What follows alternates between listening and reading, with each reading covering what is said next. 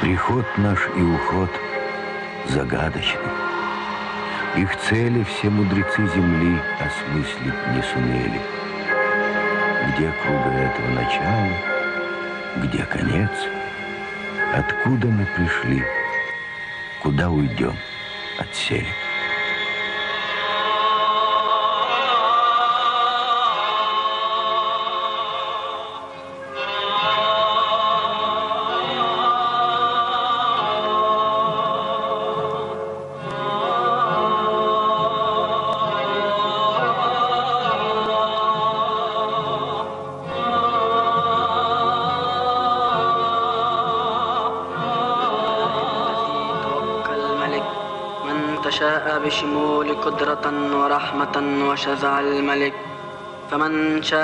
В исторических хрониках персидских, хивинских, бухарских от далеких веков до недавнего 19 столетия о туркменах упоминают часто. Но повод всегда один – войны, набеги, восстания.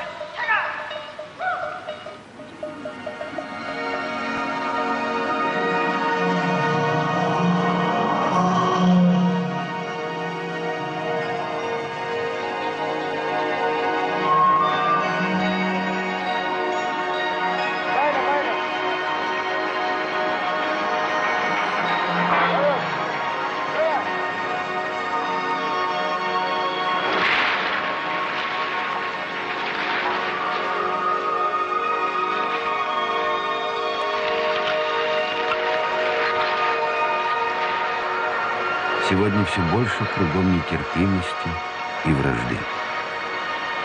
А вот Туркменистан – один из немногих уголков земли, где люди живут в покое и мире. Неужели так резко изменился национальный характер народа? Едва ли. Просто миролюбие сегодня и воинственность в прошлом – два проявления одного главного качества туркменов – их беспредельной любви к родине и свободе.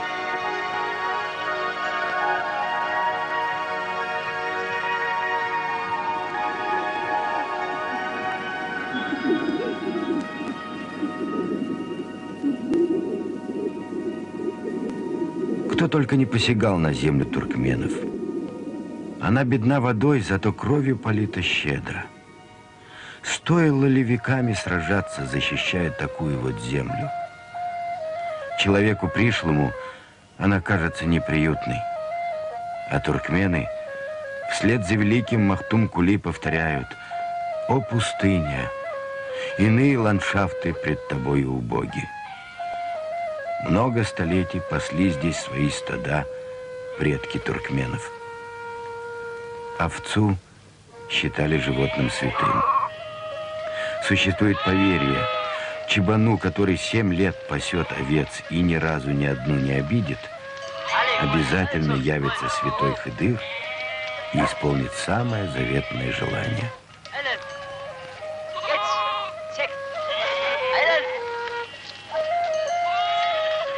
Из глубины веков донесли туркмены до наших дней уважение и сострадание к любой живой твари, обитающей на этой, общей для всех земле.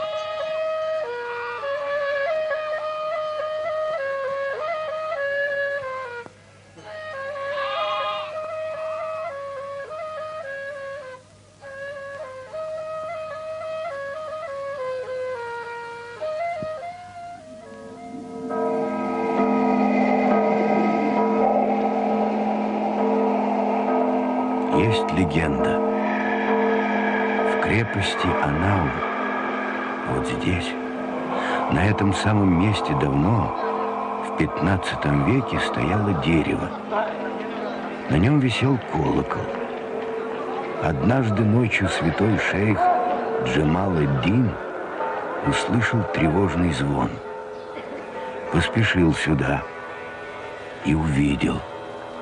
Обвился вокруг дерева, кто говорит дракон, кто змея, и сотрясает колокол, зовет на помощь.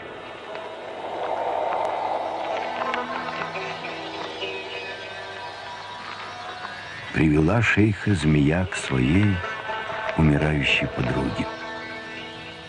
Джамал-ад-Дин спас несчастную. В благодарность Змей подарили ему золото, на которое он построил мечеть. 5 веков оставалась она местом поклонения. Страшного землетрясения 1948 года не пережила. Но святыней осталась. И сегодня приходят сюда, чтобы попросить здоровья и счастья.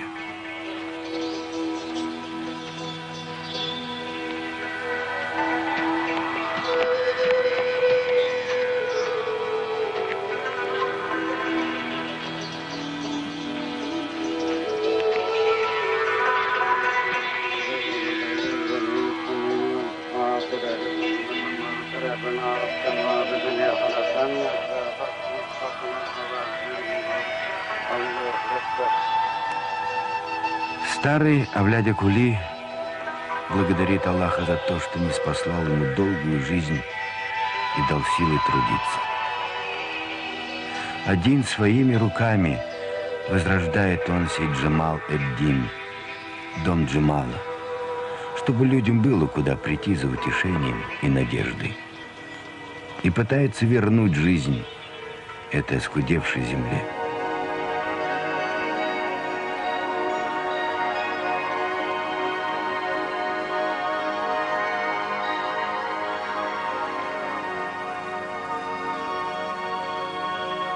Чинар для туркмена священен.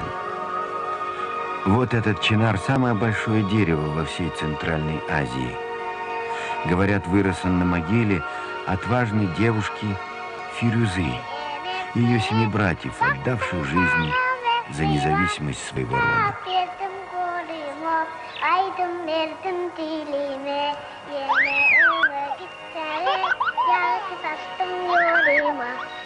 Срубить чинар туркмены считают грехом. Но и когда придет его срок, когда засохнет, не умрет, если попадет в руки мастера. Мастер подарит дереву новую жизнь, заставит звучать его душу.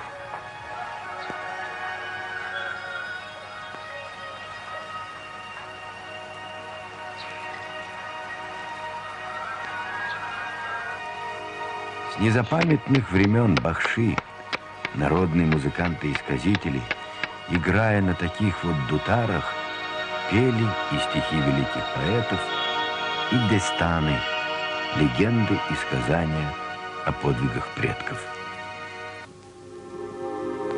До недавних пор считали, что люди здесь жили, начиная со 2-го тысячелетия до нашей эры. Археологи выяснили, что много раньше. Это открытие способно изменить привычный взгляд на историю человечества. Может быть, именно здесь колыбель всех индоевропейских народов. Эти ковровые ножи из погребальной камеры найдены в Туркменских горах. Им 3500 лет. С тех пор форма ножей не изменилась. Уже тогда предки туркменов довели ее до совершенства. И древнее искусство ковроделия туркменские женщины сохранили до наших дней.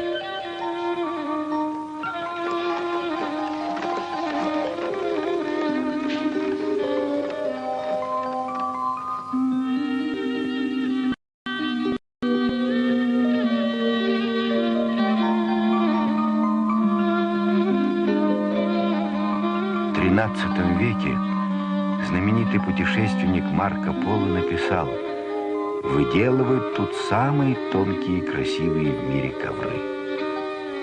А он ведь объехал многие страны. Ему было с чем сравнивать. У каждого племени свой орнамент, гёль, свое излюбленное сочетание красок.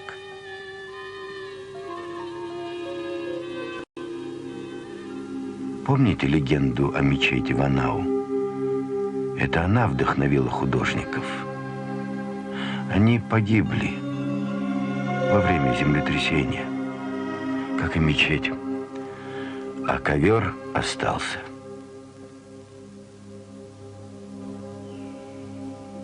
Ничто не проходит бесследно. От блеска и могущества великих империй древности остались лишь эти руины, прах веков.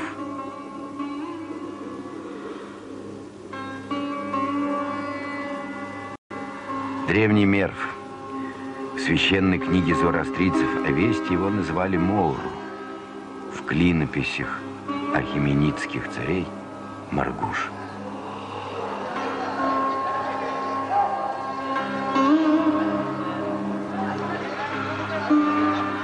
Античные историки звали его Маргианой, волшебной страной солнца, гармонии и красоты.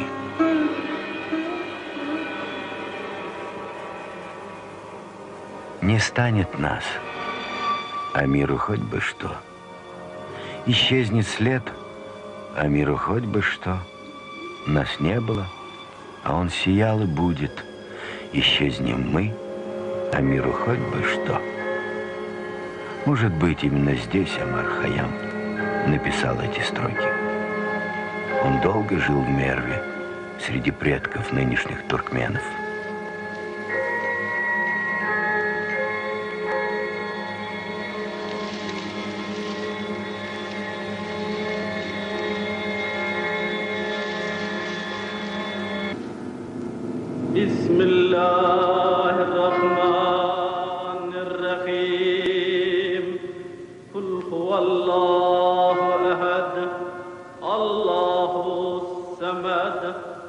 В VIII веке арабы-кочевники принесли сюда, на земли язычников, новую веру – ислам.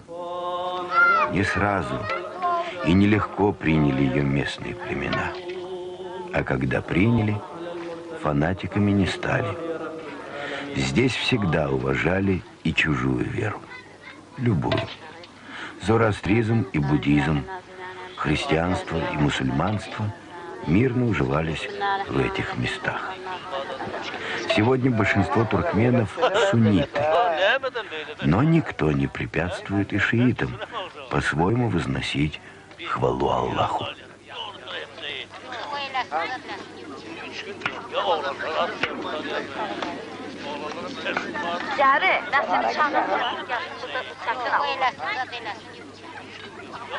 А это садака, жертвоприношение. По торжественным дням к Дастархану приглашают всех, независимо от вероисповедания или национальности. Таков обычай всех туркменов.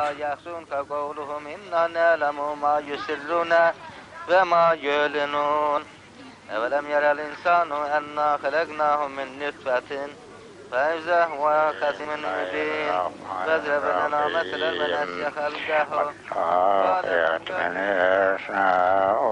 ليس تنسقين إلا الذين يبسط ولا يرغبوا ولا معتم ولا إلا لقصر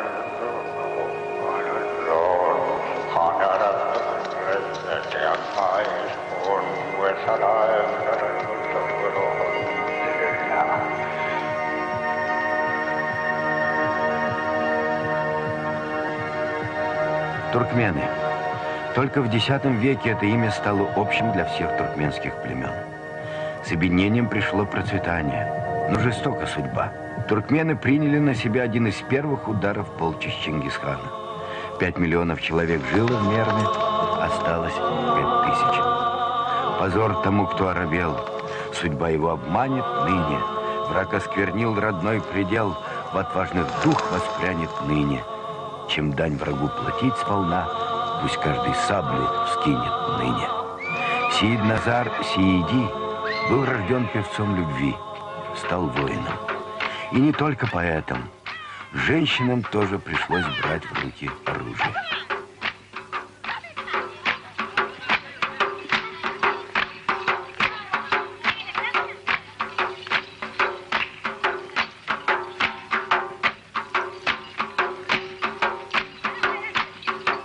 говорят, восточные женщины безропотны, покорны, пугливы.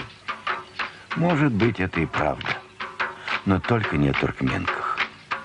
В этом танце женщин маленького древнего племени Эске характер туркменок. А украшения? Как похожи они на доспехи воинов. По преданию, именно здесь, на земле Туркменистана, жили когда-то отважные амазонки.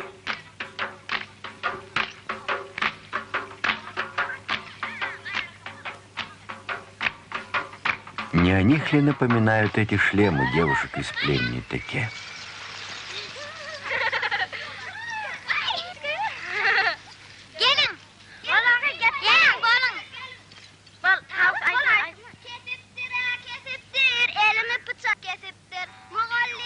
А решительность, смелость туркменок? Не от нее ли, парфянской царевны Радагуны, жившей на этой земле больше 2000 лет назад?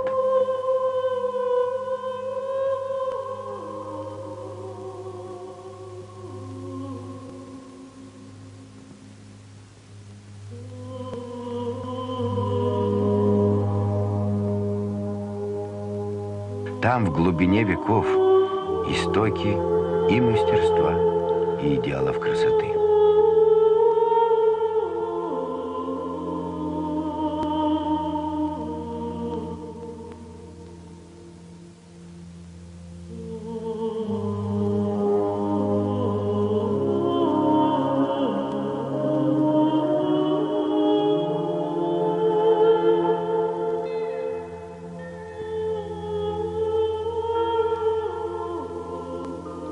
К ювелирам здесь всегда относились с почтением. Ведь их искусство сродни поэзии. Клыч Мурат Атаев, поэт серебра и камня.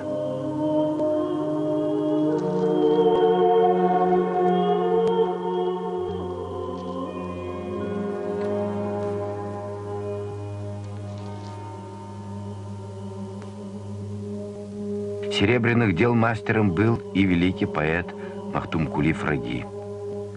Пока на свете существует хоть одна женщина, ни один ювелир не останется без работы. Этой поговорке много сотен лет. Похоже, ей не суждено устареть. Древние традиции в искусстве, в одежде, в обрядах, в отношениях между людьми остаются основой жизни туркменов.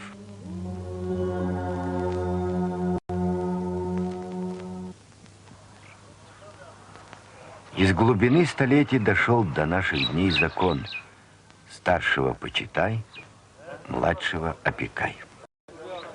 Старшего почитай. Во все времена именно старшие, мудрейшие, совет Ешури, принимали решения, от которых зависела судьба семьи, рода, всего племени. Этот обычай жив и сегодня.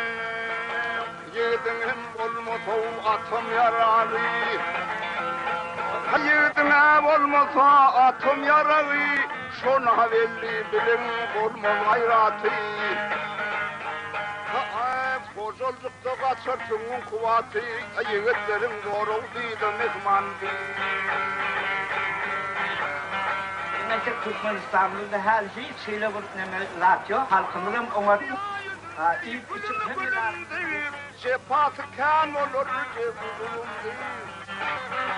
Her nerede yaşasın ahır ölümdür. Amanat canım kavtenem irmandır. Основой племени, основой нации была и остается семья. Туркмены считают счастливой только ту семью, в которой много детей. Жить для себя да стоит ли? Трудиться здесь ради детей.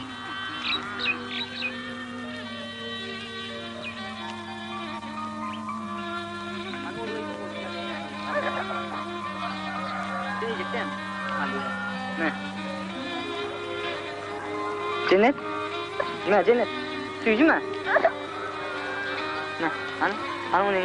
Это Джинет, героиня сегодняшнего праздника. Mama geldi mi?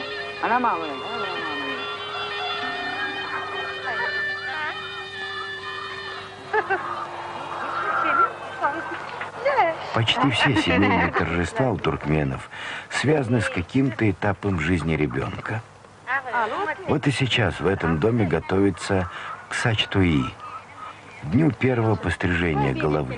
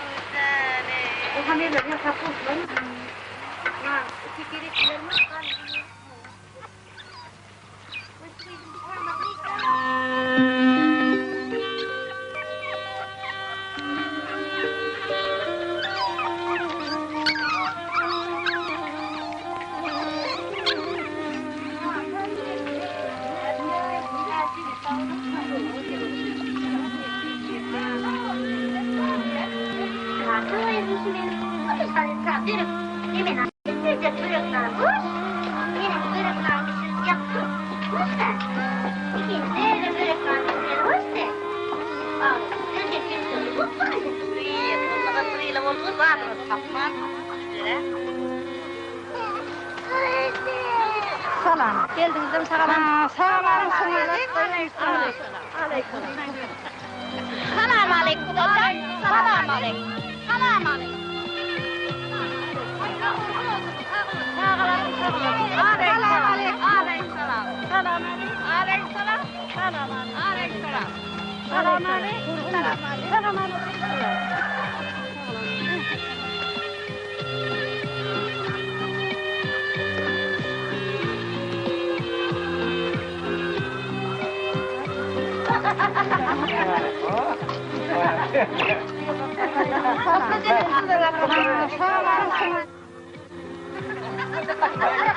Для виновницы торжества лучший ковер, приданное матери.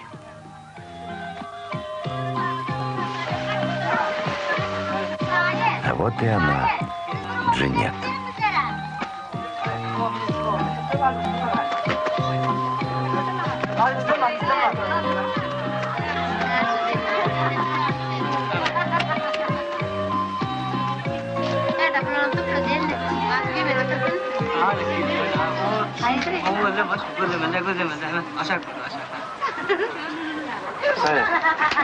Сегодня ножницы впервые касаются ее волос, знаменуя переход из младенчества в детство.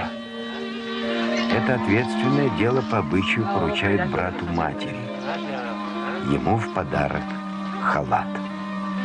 А он с этого дня должен опекать девочку не меньше, чем отец. Это тоже обычай. Первый вклад в будущее приданое.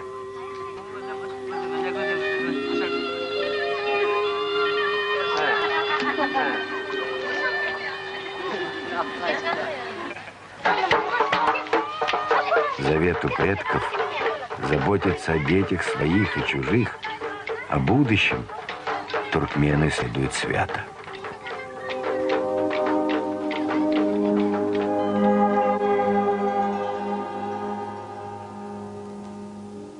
Вовлечь бы в тайный заговор любовь, обнять весь мир, поднять к тебе любовь. В высоту павший мир разбился, чтобы из обломков лучшим стал он вновь.